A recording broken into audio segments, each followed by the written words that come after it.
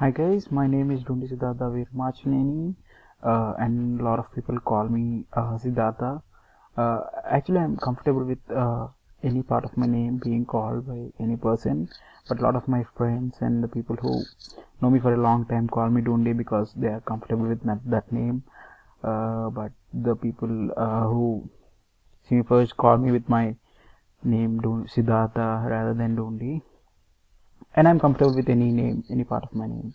Coming back to, and I'm from properly from Vijayawada, Andhra Pradesh, uh, south part of India, and I'm currently staying in New Brunswick, that's a part of central New Jersey, and I have done my bachelor's in civil engineering from V.R. Siddhartha Engineering College in Vijayawada, and my master's in civil engineering with concentration towards construction management from California State University, Fullerton.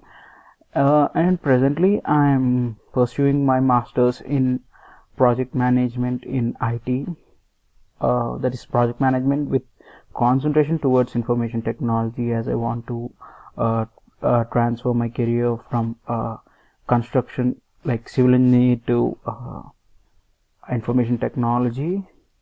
So this is it for now. Thank you.